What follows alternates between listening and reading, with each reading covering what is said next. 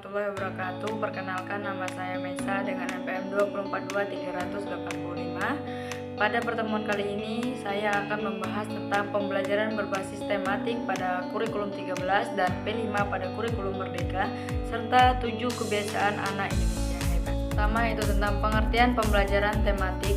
Nah, pembelajaran tematik merupakan penggabungan berbagai mata pelajaran yang di dalamnya terdapat tema, subtema, dan pembelajaran. Tujuannya pembelajaran tematik yaitu untuk mengurangi materi yang tumpang tindih, membantu siswa memahami hubungan antara mata pelajaran yang lebih bermakna, dan membantu siswa mengetahui konsep lebih baik. Nah, pembelajaran IPS berbasis tematik dalam kurikulum 2013 atau ke-13 dengan penguatan pendidikan karakter yaitu PPK adalah pendekatan yang menyatukan beberapa mata pelajaran di bawah satu tema dengan tujuan untuk memberikan pemahaman holistik bagi siswa.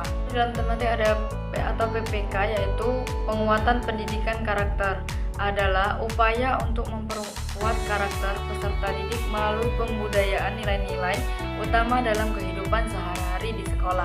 Nah, ada menurut para ahli yaitu Muhajir Effendi 2007 menyatakan bahwa PPK bertujuan untuk menumbuhkan semangat belajar, mengoptimalkan potensi peserta didik agar menjadi warga negara yang berkarakter kuat, cinta bangsa, dan siap menghadapi tantangan global.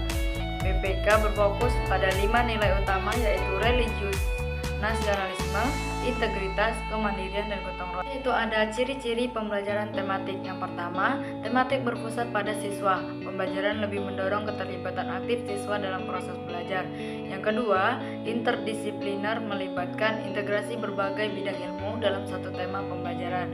Yang ketiga, ada mengutamakan proses daripada hasil. Lebih fokus pada proses pengembangan pengetahuan dan keterampilan dibandingkan hanya pada hasil akhir. Yang keempat ada kolaboratif, mendorong kerjasama antara siswa dan memberikan ruang bagi interaksi. Prinsip-prinsip pembelajaran IPS berbasis tematik pada K13. Yang pertama ada integrasi. Salah satu prinsip utama dalam pembelajaran tematik adalah integrasi berbagai mata pelajaran ke dalam satu tema. Yang kedua ada kontekstual. Tematik harus kontekstual, artinya materi yang diajarkan harus relevan dengan kehidupan sehari-hari siswa. Yang ketiga, berpusat pada siswa. Pembelajaran tematik harus berpusat pada siswa di mana siswa aktif terlibat dalam proses pembelajaran. Yang keempat, ada penguatan karakter.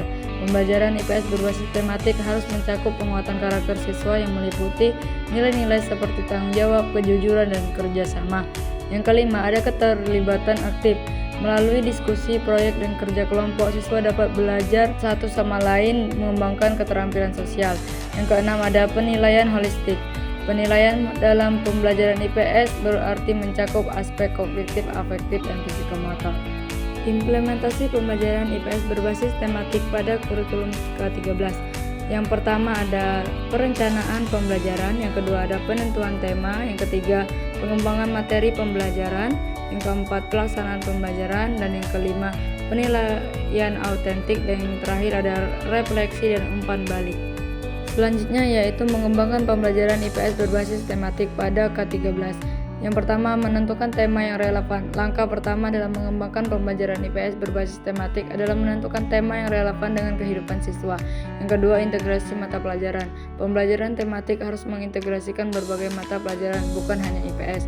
Yang ketiga, pendekatan kontekstual. Guru perlu mengaitkan materi pembelajaran dengan pengalaman sehari-hari siswa, sehingga siswa dapat melihat relevansinya. Yang keempat, ada penggunaan metode aktif. Penggunaan metode aktif seperti diskusi, proyek, kelompok, dan studi kasus sangat dianjurkan dalam pembelajaran IPS berbasis tematik.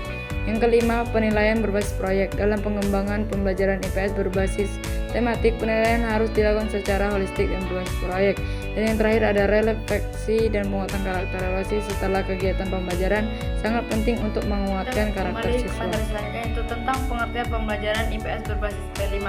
Nah, menurut Sani menyatakan bahwa pembelajaran IPS berbasis P5 merupakan pendekatan yang mengedepankan proyek sebagai metode utama dalam pembelajaran. Memiliki pembelajaran IPS berbasis P5 bertujuan untuk membentuk pelajar yang mempunyai kemampuan kritis, kreatif, dan kolaboratif, serta mengimplementasikan nilai-nilai Pancasila dalam kehidupannya sehari-hari.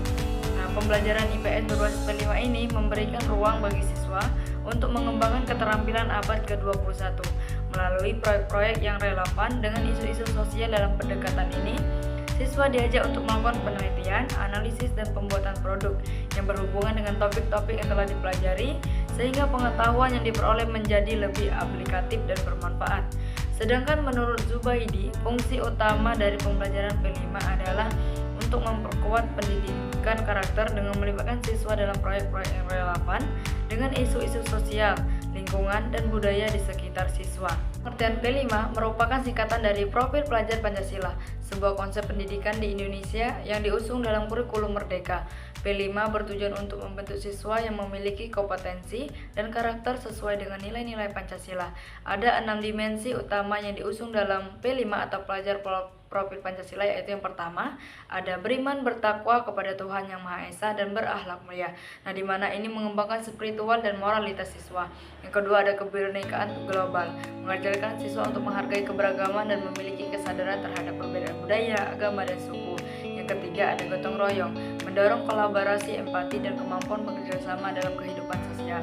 Yang keempat, ada mandiri, mengembangkan kemandirian dalam berpikir dan bertindak.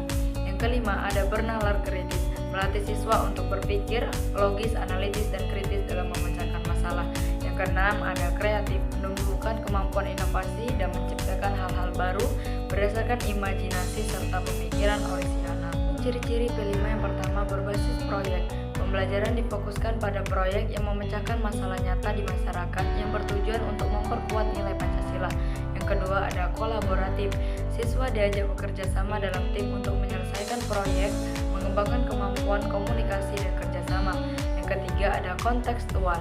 Materi yang diberikan relevan dengan kehidupan sehari-hari, membuat pembelajaran lebih bermakna bagi siswa. Yang keempat, berfokus pada profil pelajar Pancasila, menekankan penguatan 6 dimensi di profil pelajar Pancasila, yaitu beriman bertakwa kepada Tuhan Yang Maha Esa, berkebinekaan global, bergotong royong, mandiri, bernalar kritis, dan kreatif. Prinsip-prinsip pembelajaran IPS berbasis P5 pada kurikulum Merdeka. Yang pertama, berorientasi pada proyek. Yang kedua, ada kontekstual dan relevan. Yang ketiga, pembelajaran kolaboratif. Yang keempat, keterampilan abad 21. Yang kelima, refleksi dan evaluasi berkelanjutan. Dan yang keenam, ada penilaian holistik. Implementasi pembelajaran IPS berbasis P5 pada kurikulum Merdeka. Yang pertama, identifikasi masalah atau isu sosial yang relevan untuk dijadikan tema proyek. Yang kedua, perencanaan proyek. Yang ketiga, pelaksanaan proyek. Yang keempat, ada relevansi dan evaluasi. Dan yang kelima, ada presentasi hasil proyek. Selanjutnya itu mengembangkan pembelajaran IPS berbasis P5 pada kurikulum Merdeka. Menentukan tema yang relevan. Tema tersebut harus menarik dan dapat mengaitkan berbagai mata pelajaran, sehingga siswa dapat memahami keterkaitan antara konsep yang dipelajari. Yang kedua, integrasi mata pelajaran. Pengintegrasian ini membantu siswa untuk melihat hubungan antara disiplin ilmu dan mendapatkan pemahaman yang lebih holistik tentang tema yang dipelajari. Yang ketiga, pendekatan kontekstual. Guru perlu mengaitkan materi pembelajaran dengan pengalaman sehari-hari siswa, sehingga siswa dapat melihat relevansi pembelajaran dengan kehidupan nyata siswa. Yang kelima, penggunaan metode aktif. Penggunaan metode aktif seperti diskusi, proyek, kelompok, dan studi kasus sangat dilanjutkan dalam pembelajaran IPS berbasis tematik. Selanjutnya itu penilaian berbasis proyek. Penilaian harus dilakukan secara holistik dan berbasis proyek. Penilaian tidak hanya berfokus pada pengembangan akhir, tetapi juga pada proses. Yang terakhir ada refleksi dan penguatan karakter. Refleksi setelah kegiatan pembelajaran sangat penting untuk menguatkan karakter siswa. Yang terakhir ada tentang 7 kebiasaan anak Indonesia hebat. 7 kebiasaan anak Indonesia hebat meliputi bangun pagi, beribadah, berolahraga, makan sehat dan bergizi, serta gemar membaca, bermasyarakat, dan tidur cepat. Gerakan ini bertujuan untuk membentuk anak-anak menjadi generasi yang sehat, fisik, mental, dan spiritual, serta cerdas, kreatif, disiplin, dan peduli terhadap lingkungan sosial.